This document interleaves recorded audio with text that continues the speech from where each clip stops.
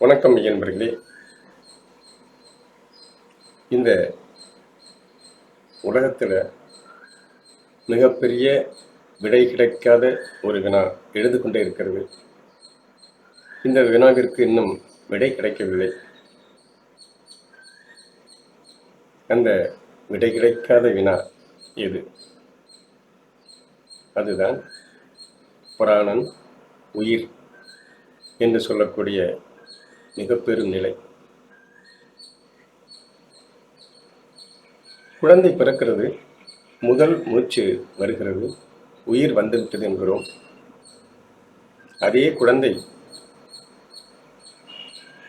பெரியவனாகி உதிர்ந்து விடுகிறது. அப்பொழுது உயிர் போய்விட்டது என்கிறோம். வந்தது எது, சென்றது எது? உடலா, இதயமா? எல்லாமே இருக்கிறது என்றாலும் அந்த இயக்கம் தந்தது எது? இந்த உடலே இருந்து நின்றது எது? இதைத்தான் அறிவியல் ஆய்வு செய்து வினா எழுப்புகிறது. இந்த உலகம் முழுவதும் உயிர்கள் இயங்கிக் கொண்டே இருக்கிறது. ஒருபுறம் உயிர்கள் சென்று கொண்டே இருக்கிறது, அது இன்னொரு புறம். காற்று வீசுகிறது, மழை பெய்கிறது, நதி ஓடுகிறது, கடல் ரீங்காரம் விடுகிறது, மலர் மனத்தை பரப்புகிறது. இந்த இயக்க ஒழுங்கு, இவை அனைத்திலுமே இருப்பது இயக்க ஒழுங்கு. இந்த இயக்க ஒழுங்கிலே என்ன இருக்கிறது? இந்த உடல் முழுவதும் ஆராய்ச்சி செய்த விஞ்ஞானிகள் அங்கே டிஎன்ஏ என்று சொல்லக்கூடிய ஒரு மரபணு காரணி இருக்கிறது. இந்த மரபணு காரணி தான் வழி வழியாக வந்து கொண்டிருக்கிறது மனித உடலிலே என்று கூறுகிறார்கள். மனித உடலில் மட்டுமல்ல, அனைத்து உயிர்களில். இந்த டிஎன்ஏ என்று சொல்லக்கூடிய அந்த காரணி நேரடியாக எதையும் செய்வதில்லை. இந்த உடல் ஒரு செல்லிலிருந்து தோன்றி கோடிக்கணக்கான செல்களாக பிரிகிறது. கண்களுக்கு தேவையான செல்கள், கால்களுக்கு தேவையான செல்கள், மூளைக்கு தேவையான செல்கள், இந்த தோலிற்கு தேவையான செல்கள், தலை முடிக்கு தேவையான செல்கள், நுரையீரலுக்கு தேவையான செல்கள் என்று சொல்லக்கூடிய நிலையிலே ஒவ்வொன்றும் பிரிந்து இயங்கிக் கொண்டிருக்கிறது. இந்த உடலிலே இரத்தம் ஓடிக்கொண்டிருக்கிறது. இந்த இரத்தத்தை அறிவியல் அறிஞர்கள் ஆராய்ந்து இதன் மூலக்கூறை கூறுகிறார்.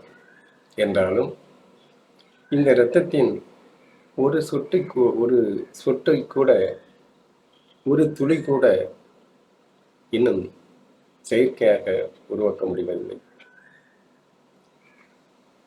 விதையை பார்க்கிறோம், விதை முளைக்கிறது. விதையை உடைத்தால் அதில் ஒன்றும் இல்லை.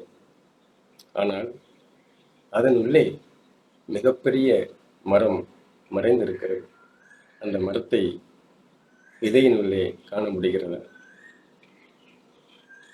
இந்த மரத்தை ஒளித்து வைத்து எப்போது முளைக்க வேண்டும், எப்போது அது கிளையாக மாற வேண்டும், எப்போது இலை தர வேண்டும், எப்போது பூக்களை, மனம் பரப்பும் பூக்களை தர வேண்டும், அதன் வழியாக காய்களை எப்படி தர வேண்டும், கனிகளை எப்படி உருவாக்க வேண்டும், இந்த பூக்களிலே தேன் என்ற ஒன்றை சுரக்க வைத்து அந்த தேனை நாடி ஒரு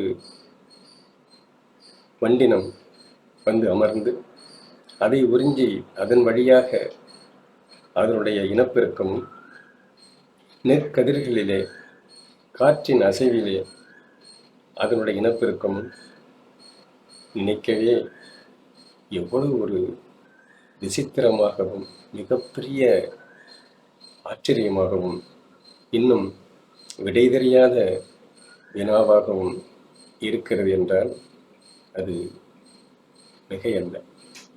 நண்பர்களே, இந்த இயக்க ஒழுங்கிற்கு, இந்த மூலத்திற்கு இன்னும் விடை கிடைக்கவில்லை. தேடிக்கொண்டே இருக்கிறோம்.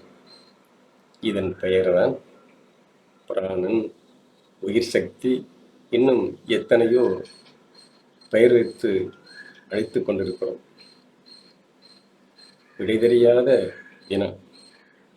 இந்த உடலிலே டிஎன்ஏ என்று சொல்லக்கூடிய அந்த காரணி வெளியே வருவதில்லை. அது உள்ளே இருந்து கொண்டு ஆர்என்ஏ என்று சொல்லக்கூடிய ஒரு அதனுடைய நகலை அனுப்பி இந்த உடல் வளர்வதற்கு புரதம் என்கின்ற நிலையை உருவாக்குகிறது. ஏன் மூலம் தன்னை மறைத்து கொண்டிருக்கிறது? அந்த விடைதான் இன்னும் தெரியவில்லை. இந்த மூலம் மிகப்பெரிய ஒரு வினாவை எழுப்பிக் கொண்டே இருக்கிறது. எல்லாவற்றிலும் ஒழுங்கு. அந்த ஒழுங்கற்ற நிலையை அது செய்வதே இல்லை. இதை பற்றி புரிந்தவர்கள் அவர்களுக்கு புரியவில்லை. புரியாதவர்களுக்கு அவர்களுக்கும் புரியவில்லை. ஆனால் இந்த அனைத்தையும் புரிந்தவன் புரிந்து கொண்டிருக்கிறானே மௌனமாக, எந்த வித நிலையும் களைப்பில்லாமல், ஓய்வில்லாமல் ஒரு இடைவிடாத நிகழ்வாக நடத்தி கொண்டிருக்கும் அந்த மூலப்பொருள் எது? இதைத்தான் ஆயிரக்கணக்கான வருடங்களாக தேடிக்கொண்டிருக்கிறோம். அது இன்னும் தன்னுடைய முகத்தை காட்டவில்லை. அது தன் முகத்தையும் காட்டப்போவதில்லை. ஏனென்றால் அதனுடைய இயல்பு நான் தான் செய்கிறேன் என்ற ஆணவம் இல்லை.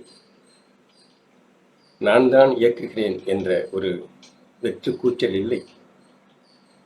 நான் தான் இயக்குகிறேன் என்ற ஒரு அகங்காரம் இல்லை. நண்பர்களே, இந்த நிலை இருக்கிறதா அல்லவா?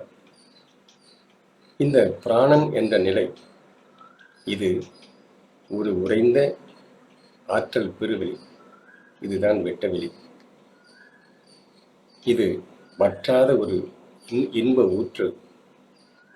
இது ஓயாத பெருங்காற்று. இது சக்தி மிகுந்த ஒரு மண். இன்னும் சொல்ல போனால் தான் யார் என்று சொல்ல வேண்டிய அவசியமில்லை. அந்த தற்பெருமையும் எனக்கு தேவையில்லை என்ற நிலையை மனித குலத்திற்கும் வழங்கிக் கொண்டிருக்கும் ஒரு மாபெரும் இயக்க ஒழுங்கு. ஒருபிடி கவலம் உணவை உள்ளே செலுத்தினால் 7 தாதுக்களாக பிரிக்கப்படுகிறது. 7 தாதுக்களும் இந்த உடல் வளர்ச்சிக்கு தேவைப்படுகிறது. அங்கு தேவைப்பட்டு சரியான இடத்திற்கு செல்கிறது. ஒவ்வொரு செல்லும் கண்களுக்கு தேவையான செல்கள், காதுக்கு தேவையான செல்கள், மூக்கிற்கு தேவையான செல்கள், தோலுக்கு தேவையான செல்கள், மூளைக்கு தேவையான செல்கள், நரம்பிற்கு தேவையான செல்கள், கலை முடிக்கு தேவையான செல்கள், நகத்திற்கு தேவையான செல்கள், தசைக்கு தேவையான செல்கள், எலும்பிற்கு தேவையான செல்கள்.